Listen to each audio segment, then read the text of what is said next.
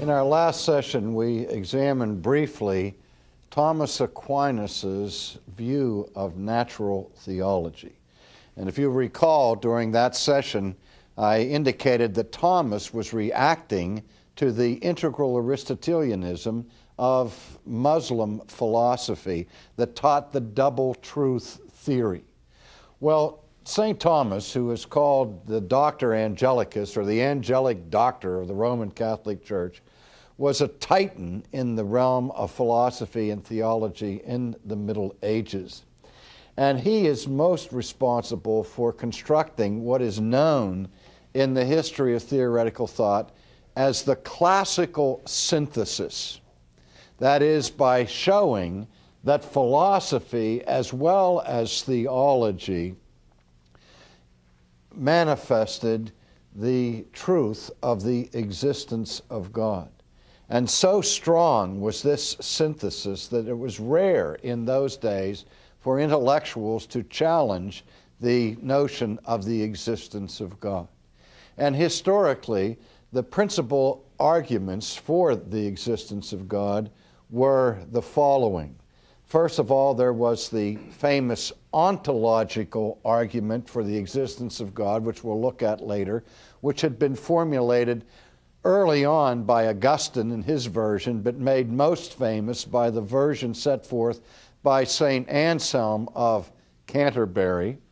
And the ontological argument for the existence of God was an argument for God from being. And as I say, I'll take time later to explain more of that for you. Secondly, there was the cosmological argument, and the cosmological argument was that argument that reasoned from the world or the cosmos back to the origin of the world, to the Creator. It was the argument based on the law of causality, arguing that that world that we perceive has to have a transcendent cause.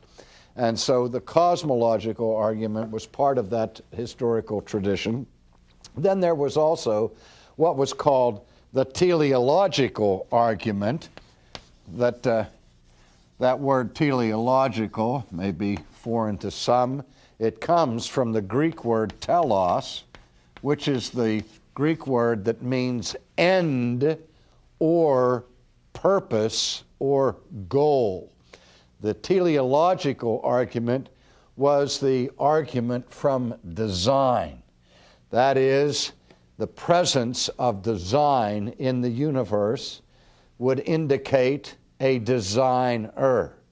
And the argument that was teleological said that all around nature we see things operating in a logical way, and that they are put together with an amazing symmetry that suggests an intelligent creator or an intelligent designer. And so the argument from the appearance, from the appearance of purpose and order and harmony in the universe was used to argue for the existence of God. And in addition to that, there was the moral argument for God, which I'll pass over for now. But these arguments, as they had been articulated by Christian philosophers through the centuries, represented formidable proofs for the existence of God and made it possible for Christianity to dominate in the academic world, particularly in Western Europe, where in the university of the Middle Ages, theology was seen as the queen of the sciences and philosophy her handmaiden. That is, the science of philosophy operated as a servant for the aims and goals of theology because it was seen that there was a unity between theological affirmations and philosophical thinking and evidence. So again, we want to put to rest the idea that St. Thomas Aquinas was trying to separate philosophy from theology or nature from grace, but was trying to maintain their unity in putting together the classical synthesis that reigned for so many centuries.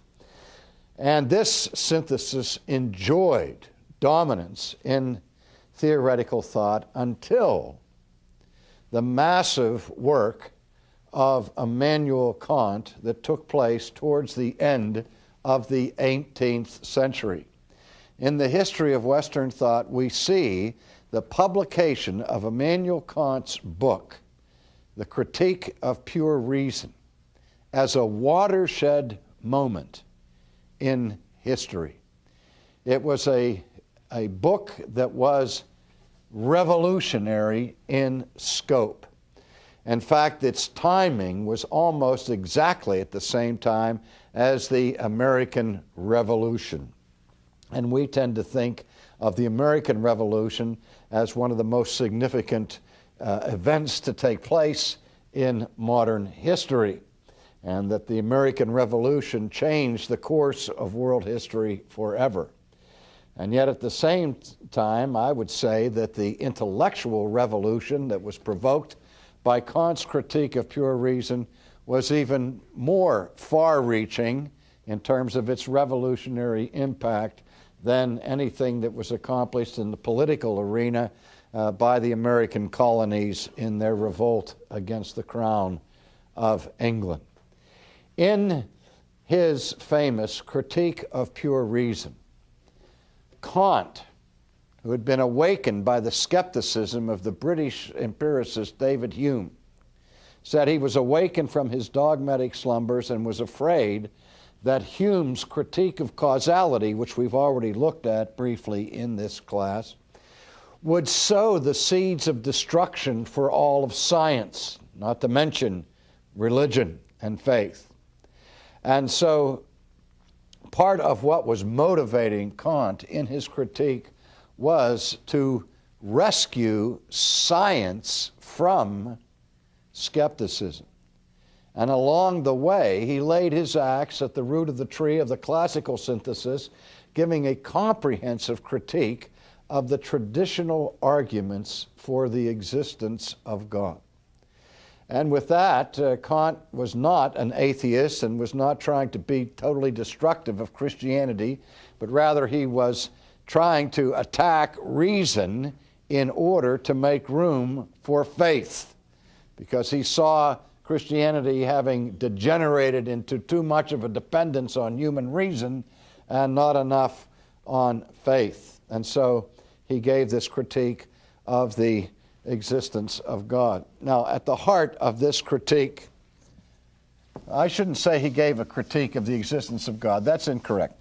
He gave a critique of the arguments for the existence of God. He himself affirmed the existence of God, but he said that you cannot know the existence of God from natural reason. His was an attack against natural theology.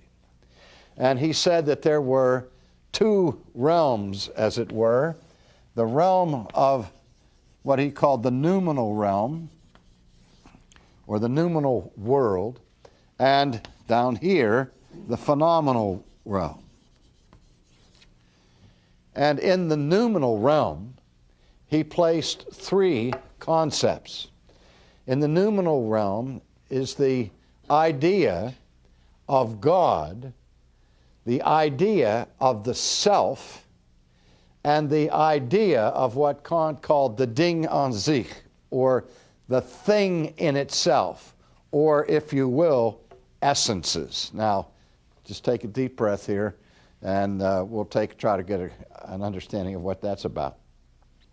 When he talks about things in themselves, or essences, he's talking about the metaphysical level of reality that is beyond the ability of our senses to perceive.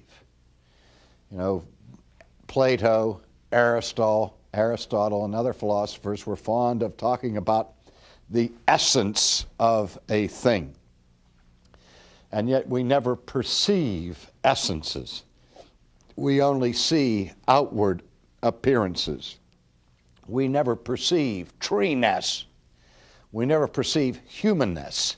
We only perceive particular human beings.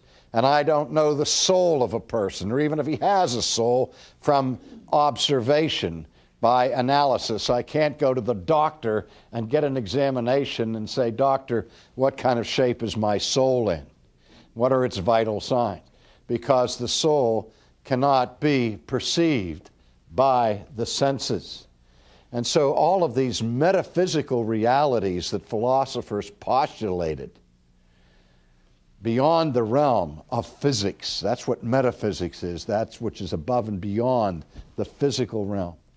Those things cannot be known directly through sense perception. We never see them, taste them, touch them, or smell them, or so on.